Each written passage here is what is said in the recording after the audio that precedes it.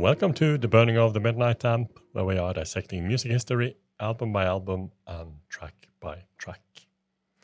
And we have come to the 7th track on David Bowie's album Hours from 1999, a track called Pretty Things Are Going to Hell. And we'll start by listening to the track and we'll discuss it afterwards. Here we go.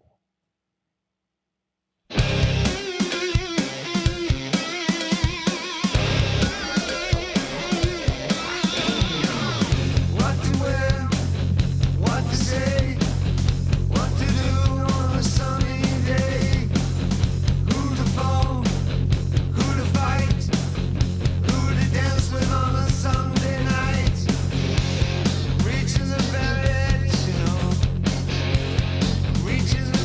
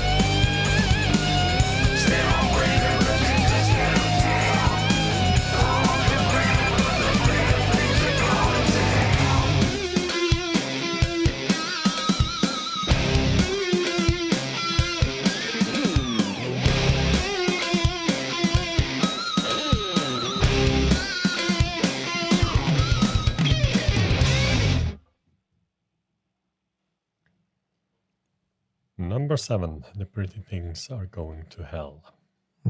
Quite a drastic change of energy. It sounds like a leftover from Earthling. It does, yeah. It would have suited very well on Earthling. Yeah, quite atypical for this album. It was by far my favorite when the album came out. But yes. Very catchy chorus. But the Pretty Things Are Going to Hell, they weren't out. They weren't well part that is kept repeating at the end or towards the end. That part I find way too long. Yeah, I also find it too long. But it should at least have been cut in half, I think. Yeah, it could have been cut in half.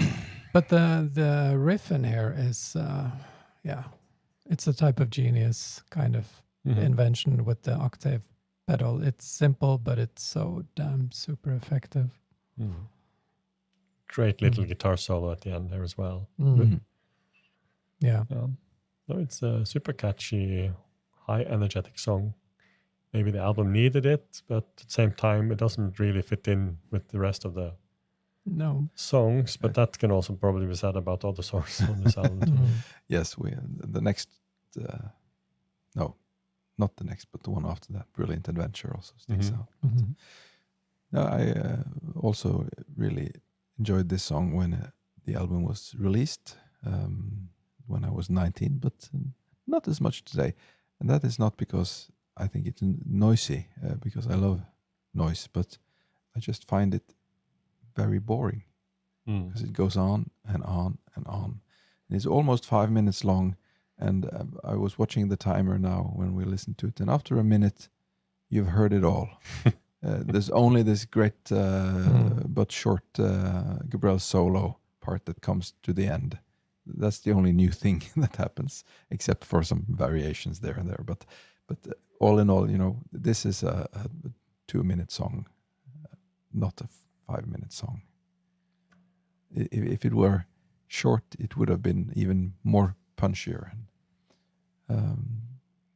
But maybe they had so much fun recording it that they just couldn't stop. So in that sense, it works on the album because, as we mentioned before, most songs here are too long. Yeah. No, but I agree with the riff is brilliant, and the refrain is pure glam rock magic. It's but there's a lot of Stooges in this. Oh yes. Just misses the one note piano part. Of course, the Stooges having the song "Your Pretty Face" is going to hell. Yeah, I mean, it has to be a tribute. It is, of course, a tribute. It's not been said, I think, but it has to be. You could easily hear Iggy Pop singing this. There are many references there to it past. Obviously, Bowie has the Iggy Pop connection, Stooges connection, and he was also a big fan of the band The Pretty Things. I think he at least one song on Pinups, if not two, but at least one. And he has a couple of songs himself from the past, "Oh You Pretty Things," and also a Tin Machine song called "Pretty Thing." So Pretty Things is something Bowie enjoyed, obviously. But not anymore, because now they're going to hell. Yeah. After that, he only wrote about ugly things. Yeah. According to Gabriel's, it started as a song that he wrote for his solo album. Another one? This one as well, that he brought with him to sunny Bermuda, where he and Bowie was bathing in the sun and writing songs. Yeah, you can hear the Bermuda influence here. Definitely. The sunblock is just thick on this one. Yeah. So it was actually originally recorded on an 8-track digital recorder in Bermuda by the two of them. It was the first song to be recorded, but the last one with completed vocals. And Gabriel also said that he and Bowie aimed for a bonehead sound, characterized by simple raw guitar and bass parts. And it is super simple. In the verses, it's just but it's effective. And if you just compare the song itself to other songs, I mean, compare the two to something that is coming out of Earthling, but specifically the song "Little Wonder." We hear the synth sound, very 90s synth sound under there, Yeah. straight from Little Wonder, and also, of course, the guitar riff itself, similar, punchy. It's a sister track of that one, I would say. Yeah, but if you start comparing which track is more memorable, I think Little Wonder beats it by far. Sure. This is more B-side of Earthling than... Yeah. Well, a lot was said when this came out that there was, the glam rock Bowie was back, and I think the movie Velvet Goldmine, awful movie, I have to say. Yes. Came out the year before. Had some fictional portrait, easily to decipher who they were aiming to portray of famous glam rock icons. They were not allowed to use music from Bowie, but I think they used Brian Eno's "Babies on Fire" and a couple other tracks for their stand-in Bowie character. What was he called? I can't remember. I've seen the film. I remember bits and pieces of it, but Slade, I think. Something. Brian Slade. Yeah. Well, anyway, so there was sort of a revival, maybe you could say, of glam rock at the time. You had Placebo, and you had The Darkness. And I would call Merlin Manson has a couple of glam rock DNA in his at least Mechanical Animals period. In this song, where the pretty things are going to hell, there's also an unreleased video made for this, because it was intended for a single. Not sure if it were released anywhere. No, it was released as a single. Yeah. And the unreleased video, directed by Dom and Nick, is well, nobody's seen it, but it's been described as mannequins of Bowie's past personas being destroyed. So you get the Siggy and the Aladdin Sane and the Thin White Duke and bashing out on each other. So in some way, this could be sort of a Bowie commenting on this new comeback of glam rock with a, giving it the thumbs down. Pretty things are going to hell. This is not the real thing.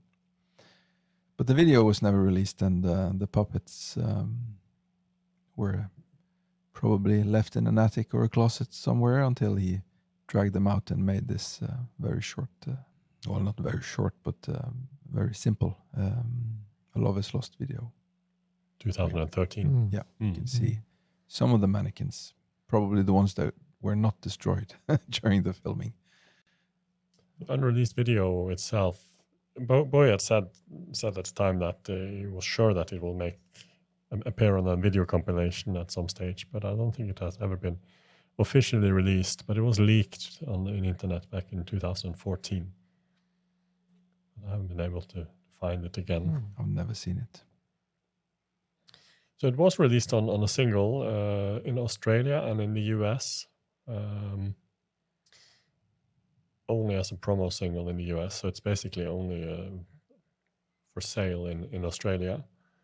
So it included the album version, an edited version, and the two B-sides, We Shall Go to Town, in 1917, that appeared on the Thursday's Child single earlier. It's also funny that even the edited version is... well, it's basically 4 minutes.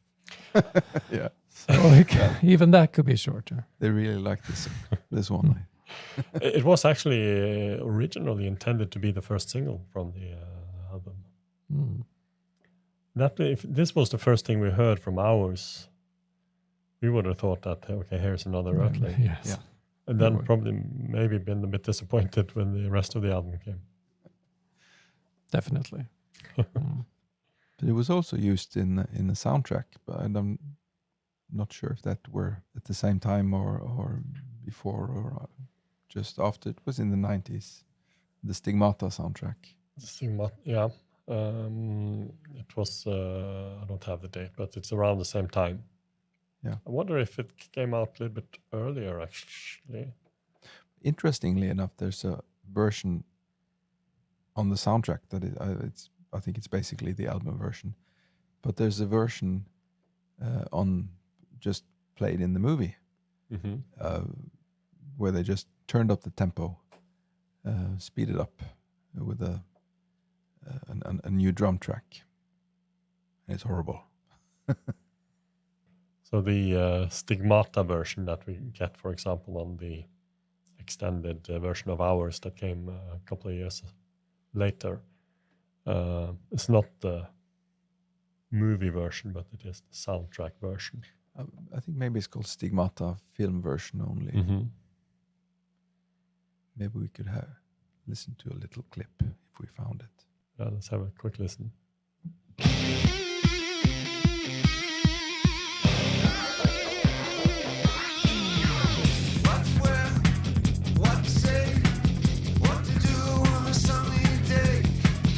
How to ruin a song.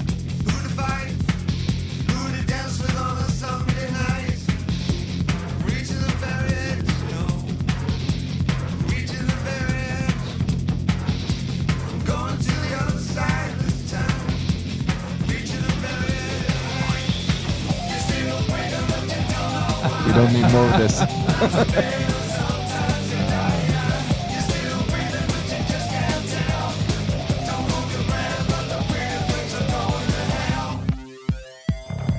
And even this one, they didn't speed up enough because it's still 4 minutes long. But it's much worse. It feels like 8. No, it appeared in the movie and it appeared in the game Omicron, the Nomad Soul, where they actually perform it. The band, the Dreamers, perform it in the game itself. You can go on a concert in the game. Where of course you have Bowie singing, or an avatar of Bowie singing alongside Reeves Gabrels and Galen Dorsey on bass. That's quite fun at the time, at least. So both the single edit, both film mixes, both the soundtrack version and the song we just heard, was released on the Hour bonus disc in 2004. And the Stigmata soundtrack version was also released on the B-side on one of the Survive single versions. And it was also released in the Brilliant Adventure box. So a lot of versions, different mixes, different releases of this track up through the years. Been played live a couple of times, 16 times in all. There are at least 2 live versions of it from 1999 as well. First it was played on VH1 Storytellers back in August 1999. We mentioned the list before that Ultimate Classic Rock made of the 119 Bowie singles, where they ranked it from best to worst, and this was ranked at number 99. Still top 100. Still top 100. Which was the other one? Survive or Thursday? Wasn't it 98? 7? It was 98. Was the first Survive? Yeah, it must have been Survive. So yeah. We don't have anything more to add to the song. Leave us a comment below if you like the song or don't like the song or whatever. If we have said something wrong, anything. Other than that, thank you to everyone who was watching us. We'll be back in a couple of days with the next track on this album. The track is called New Angels of Promise. And we also have a podcast where we are discussing this whole album from start to end, a connection to the game, computer game, and everything. And we also have a Patreon where we have joined both the podcast and every track on this album that are on YouTube. So you can get early access to it over there and early access to future albums that we will do. And I think we'll leave it there. And you must all have a nice day and goodbye. Goodbye. See you very soon.